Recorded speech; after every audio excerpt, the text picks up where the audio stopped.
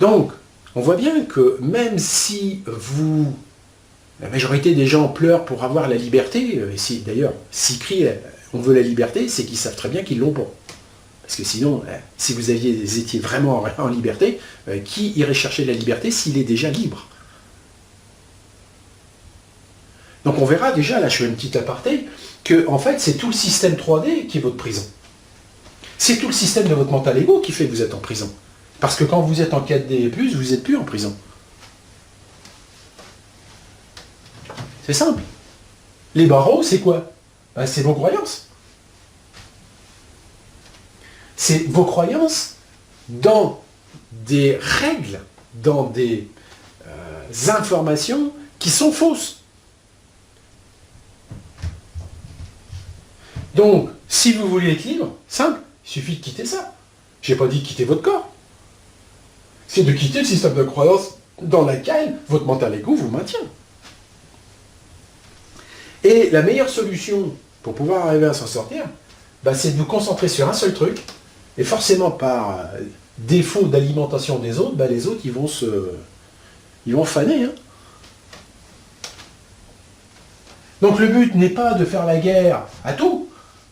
Non, parce qu'il n'est pas question de guerre, parce que dès que vous faites de la guerre à quelque chose, automatiquement vous lui apportez, il y aura une contre-réaction. Donc de toute façon, c'est un coup d'épée dans l'eau. Ça ne servira à rien, sinon qu'à vous épuiser. Donc, vous prenez un truc, et vous le faites, et vous restez sur ce truc. Tac. Après, une fois que c'est fait, ok, on passe à un autre. Clac. Et le fait de ne vous focaliser que sur une seule chose à la fois, mais en puissance, va faire que vous allez fissurer cette espèce de carcasse là, enfin cette armure, cette muraille, cette prison, vous allez là. Et forcément, dès que vous arrivez de l'autre côté, vous commencez à respirer un autre air. Putain que ça fait du bien. Vous allez voir que la liberté, c'est quelque chose qui n'est pas collectif, qui est purement individuel, parce que la véritable prison, elle est individuelle, au départ. Alors, une fois que vous devenez libre, c'est-à-dire que, en esprit, vous êtes capable d'aller expérimenter des trucs qui ne sont pas dans le bourbier de ce truc-là, vous avez acquis une liberté, évidemment. Et que là, à ce moment-là, vous ne vous sentez plus en prison. Vous dites, bon, je fais avec, parce qu'il y en a d'autres. On est d'accord. Mais quelque part, ça ne vous prendra pas la tête. Alors, prenons un exemple. La prison sociale. La prison familiale, pour être plus précise. La prison des liens, on va dire, des liens héréditaires. Ça veut dire que, voilà, alors, papa, maman, ils m'ont éduqué comme ça, puis j'ai 5, 6 frangins, enfin, frangines, etc. Et puis c'est comme ça. Voilà, bon, ok, très bien. Il y a une chose qui est claire. C'est tant que vos parents sont vivants, vous allez être coincé par ça. Vous n'allez pas pouvoir vous en sortir, et pourtant vous dites, merde, c'est quand même, j'aimerais bien faire ma vie, et j'aimerais arrêter qu'il pèse sur la mienne. On est d'accord? Bon, ça veut dire que vous êtes enchaîné à un système de prison qui est bien sûr renforcé par les autres qui sont forcément dans cet état. Alors, comment résoudre l'équation? Alors, vous pouvez croiser les doigts, et si vous êtes le dernier de la famille, vous dites, bon, peut-être que les parents vont claquer, je ne serai pas trop vieux quand ils vont claquer. Hein, bon, c'est bon, mais si vous êtes l'aîné de la famille et puis qu'ils vous ont eu à 20 ans, ça va être difficile d'attendre aussi longtemps, parce que vous serez un vieux avant qu'il claque, donc ça joue pas. Hein, d'accord? Donc, mais c'est une chose qui peut arriver. Puis après, vous avez les frangins, les frangines.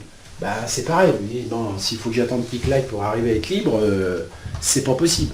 Donc le résultat, on voit bien que la mort physique ne supprime pas véritablement la prison.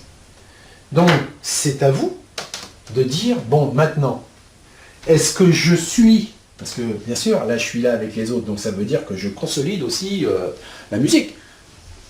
Donc déjà, en ne consolidant pas, comme dirait l'autre, la musique familiale, en disant, mais je fais ma vie, maintenant, bon, mes parents avaient pour objectif de me donner à croûter et un toit jusqu'à mes 18 ans.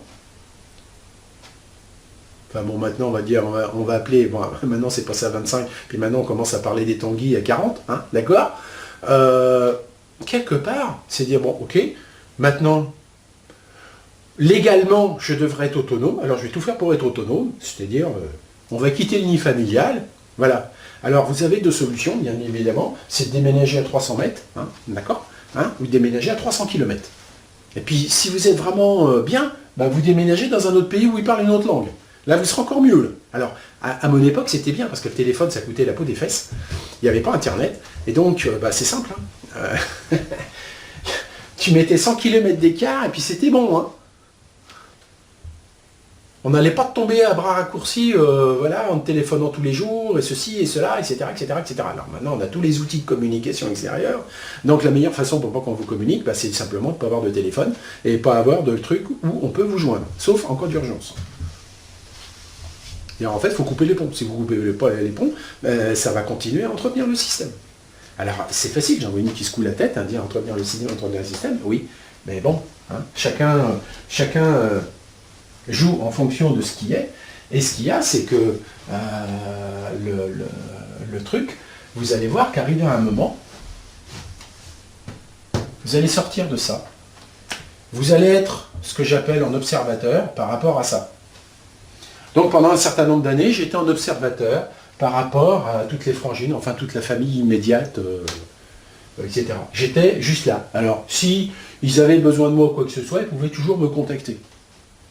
Bien. Maintenant, je suis là.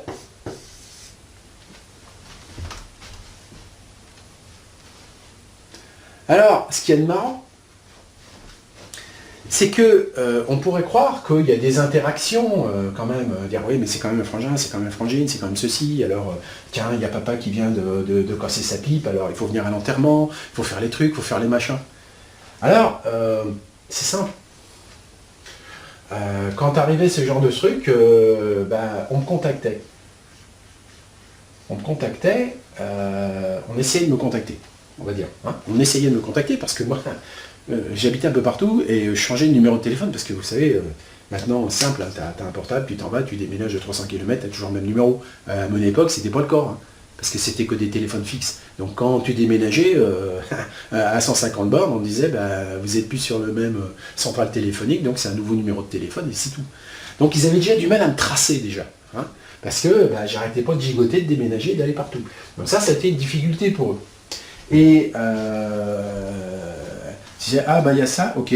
Alors je me pointais, bien sûr, hein, parce que bon, on pouvait dire que c'était d'une certaine manière inévitable, mais je rentrais pas dans tout leur jeu, hein. Je rentrais pas dans tout leur truc. Hein. Bon, enfin, bref. Et puis, aujourd'hui, c'est simple. Je suis tellement loin que la seule personne qui peuvent contacter, entre guillemets, c'est un de mes enfants. Parce que, avec un de mes enfants, j'ai encore un lien. Alors, il le contacte. Et puis, c'est lui qui fait la commission. Parce qu'il n'y en a plus un, là. Je veux dire, hein, c'est quand même con à dire. 62 balais, on va dire, sincèrement. J'ai pas souvenir qu'on m'ait appelé depuis au moins l'âge de 25 ans.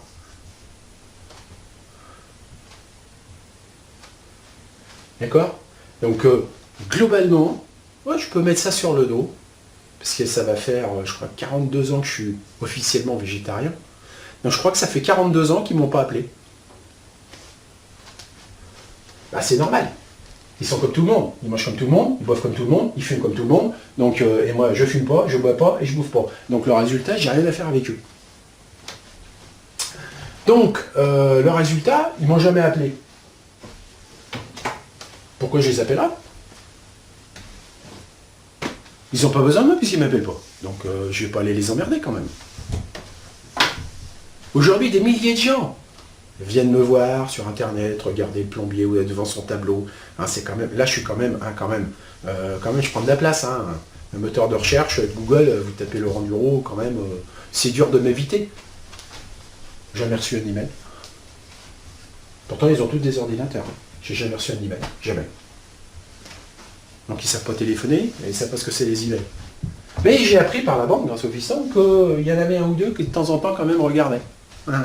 Donc quand même, ils sont quand même au courant que je cause, que je raconte des trucs. Mais bon, c'est une famille, on va dire, génétique, mais qui pour moi vaut pas plus que n'importe quel inconnu sur cette planète. Hein. Ça veut dire que si on veut jouer sur la corde familiale avec moi, ben c'est difficile, il n'y en a pas.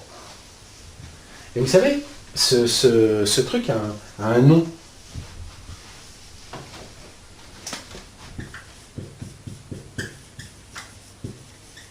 Ça s'appelle l'attachement. Car la manière que de votre mental ego a pour vous tenir dans le système de la prison, c'est un attachement. C'est-à-dire qu'il crée des liens et il fait tout son possible pour que ça soit des chaînes. Ah, vous dites, ça dépend de toi. À toi de mettre les points sur les i. Mais arrive un moment, quand il y a trop d'écart, on va dire dimensionnel entre les personnes, il y a des choses qui s'effacent. Hein. Donc voilà, le truc qu'il faut comprendre, c'est que si vous voulez vous sortir de votre condition, ça va, on va dire, inclure de sortir de toutes les prisons dans lesquelles vous êtes. Hein. Ah oui, mais moi, je suis français. Hein. Et alors non, mais c'est parce que, vous savez, à une époque, les étrangers, c'était les étrangers quand même. Hein. D'accord. Et donc, quand j'étais un petit peu plus jeune, et puis j'ai commencé à voyager, hein, à l'étranger, et à vivre à l'étranger, je peux vous dire que moi, les étrangers, ça ne voulait plus rien dire. Pour ça, je me suis toujours marié qu'avec des étrangers, en fait. Parce que pour moi, ils n'étaient pas étrangers. En vérité, ils avaient une autre culture, une autre prison, dans laquelle je pouvais voir comment ils se baladaient dedans.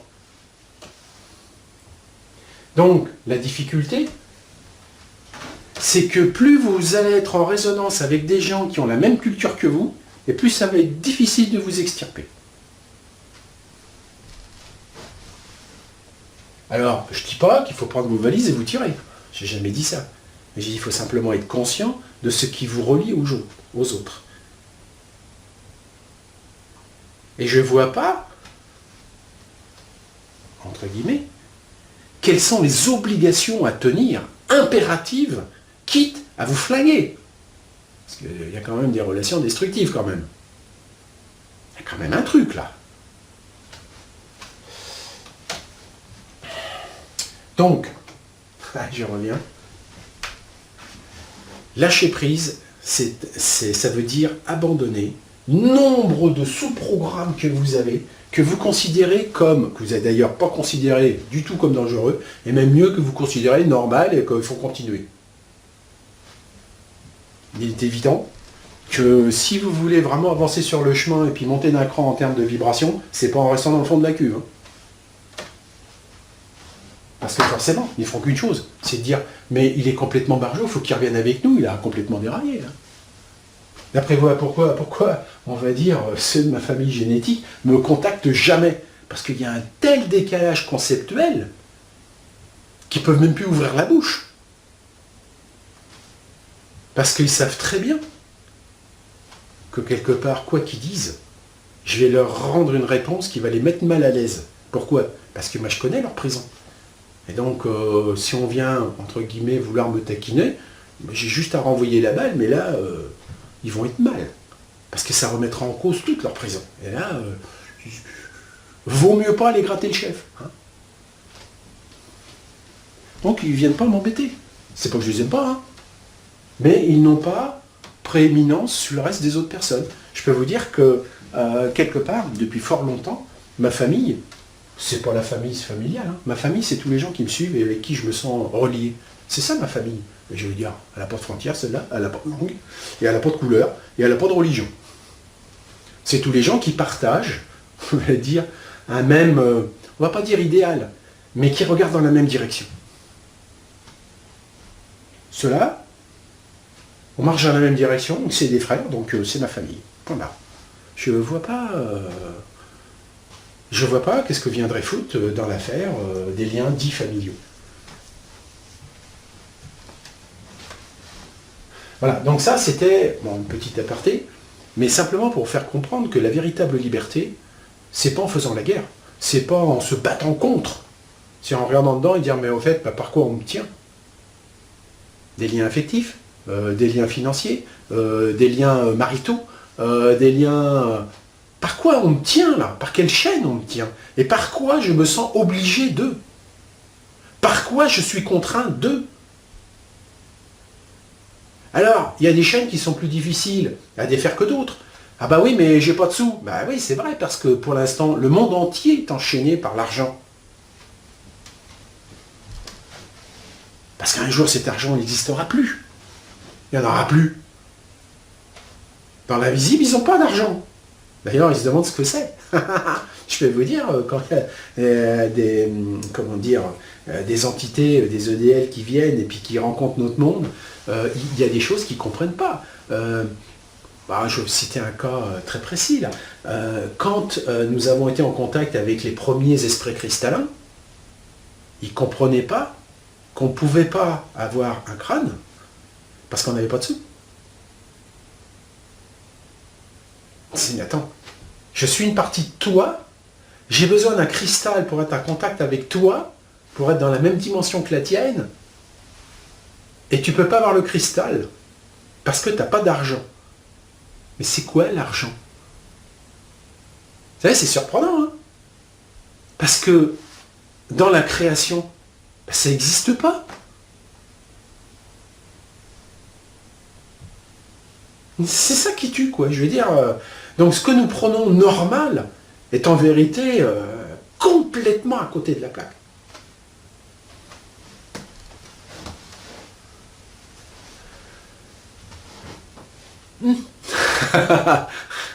Donc, quand on commence à être en contact avec des entités qui sont des esprits qui sont en dehors de la prison, et ces esprits, souvent, c'est votre propre esprit, c'est d'autres parties de vous, et qui vous disent, mais on ne comprend pas là, ça, c'est quoi l'argent? À quoi ça sert? Ah oui, parce qu'il y a la notion de propriété. Comment vous pouvez être propriétaire d'un morceau de terrain? Comment vous pouvez être propriétaire d'un caillou? Tout ça, ça vous a été offert. Et c'est gratos. On ne comprend pas. Vous êtes descendu si bas que vous volez quelque chose et entre voleurs, vous faites du marchandage. Quelqu'un qui prend quelque chose à terre-mère, il le vole à terre-mère. Quand vous veillez un arbre et vous le coupez pour en faire des planches, mais vous volez terre-mère. Oui, mais c'est sur mon terrain. Eh bien, ton terrain, c'est qui te l'a vendu? C'est qui le voleur qui l'a pris?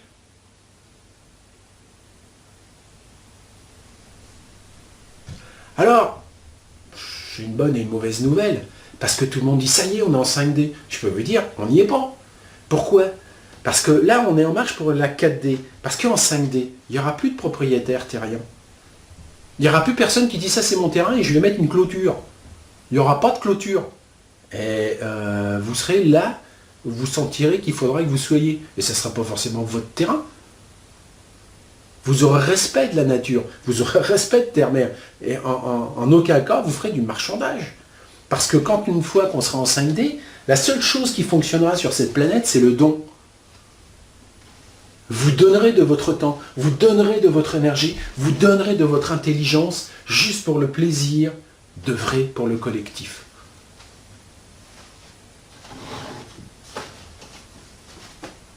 Donc il n'y aura pas de chômage, puisqu'il n'y aura pas de travail.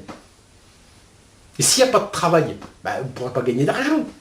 Et s'il n'y a pas d'argent, vous ne pourrez rien acheter. Et c'est normal, puisqu'il n'y a rien à vendre. Comme il n'y a rien à vendre, vous ne pourrez rien acheter. Donc vous n'avez pas besoin d'argent. Donc qu'est-ce que vous allez faire de votre temps? Hein? Vous allez dire, je vais m'occuper de faire un truc. Alors, c'est quoi que je me sens attiré vers? Alors si vous vous sentez attiré vers la menuiserie, vous ferez des belles choses en menuiserie. Vous y mettrez tout votre cœur, tout votre amour. Puis à la fin, vous direz, j'en fais quoi? Et donc, c'est con. Vous allez dire, ah ben je vais aller le vendre. Ben non, t'as rien à vendre. Je vais en faire quoi? Et donc, avant de pouvoir fabriquer quelque chose pour l'histoire de dire, après je vais faire du business, il n'y a pas de business. Vous allez faire quoi? Eh bien simplement, vous allez détecter au mieux que vous pouvez, dire tiens, il y a un tel, il rêve de ça. Parce que si vous êtes agile avec vos doigts et puis travaillez le bois, c'est peut-être pas le cas de l'autre. Hein. Et l'autre, il dit, ah, j'aimerais avoir un fauteuil à l'ancienne, pas Louis XIV ou Louis XVI, un fauteuil, voilà, bien, et puis je pourrais faire mes méditations, mes trucs, mes machins, mais bon, il n'y a pas d'usine, parce qu'il n'y a pas d'ouvriers, il n'y a pas de business, il n'y a pas d'économie. Donc, comment je vais le faire pour avoir... Parce que lui, c'est un bon musicien, mais avoir un ciseau à bois dans la main, ça ne le fait pas, quoi. Eh bien, il y en a un qui dit, oh, il y a un de mes frères qui a besoin de ça. Il désire ça. Alors, on va se laisser inspirer. Puis on va le faire. On va le faire avec amour. Et tout. Et puis, ben, on l'offrira une fois qu'on l'aura fait. Voilà. Mais c'est qui va fournir les planches? L'usine du coin? Non. C'est qui va vous vendre quelque chose? Personne. Ça veut dire que tout simplement, vous demanderez l'autorisation. Dire, voilà, il me faudrait tel bois. Et puis, ben, vous trouverez un arbre et dire, bon, est-ce que tu veux bien devenir un fauteuil? Est-ce que je peux couper une branche ou deux? Alors, qu'est-ce que je peux faire pour toi, pour que tu acceptes de me donner une partie de toi? Vous lui enverrez des feux du cœur, vous lui ferez des choses, enfin bon, bref. Donc, vous allez voir que la vie en 5D est un monde d'échange, est un monde de dons, est un monde d'écoute, est un monde unitaire. Ben, on en est loin là. Hein, on en est loin. Donc, pour revenir à ce que je vous disais, ce qui est important, sont deux choses. Ayez la confiance et la joie pour pouvoir planter des graines, on va dire, unitaires. Soyez content de ce qui vous arrive, parce qu'en fait, c'est fait pour vous faire progresser. Et vous allez voir que tout ce qui vous tombe sur le dos, tôt ou tard, de toute façon, c'est quelque chose, comme dirait l'autre, s'il y a un truc qui vous tombe sur le nez, c'est que vous avez un lampadaire, un truc qui était accroché à votre plafond et que vous ne saviez pas. Si vous prenez le pied dans la moquette, c'est parce qu'il y avait une moquette avec un pli. Hein, mais si vous n'avez pas pris le pied dedans, vous ne saviez pas qu'il y avait une moquette. D'accord? C'est-à-dire que ce qui vous tombe sur le dos, quoi qu'il arrive, appartient à cette prison. Donc, soyez heureux qu'il vous arrive des choses. Parce que je peux vous dire que la pire des choses qui peuvent vous arriver dans votre vie, c'est que rien ne vous arrive. Ça m'est arrivé 2 fois dans ma vie, je peux vous dire que c'était les moments les plus malheureux de ma vie. Donc, la première fois, j'ai été vraiment très très déstabilisé par ça. Puis la deuxième fois, bah, j'ai dit ok, c'est bon, je connais, on va réagir un peu différemment. Mais comprenez bien que s'il ne vous arrivait foutrement rien, vous seriez triste à mourir. Et vous mourriez d'ailleurs, parce que vous n'aviez absolument aucune raison d'être là. Donc ici, on est sur cette planète pour apprendre et pour maîtriser. Et en fait, tout est sujet à maîtrise. Tout, absolument tout. Bien, allez, je vais vous laisser là-dessus, parce que j'essaye de faire court, mais j'y arrive pas, hein, d'accord? Donc je vais quand même m'arrêter. Hein, et puis, ben, je vous dis à la prochaine. Merci, au revoir.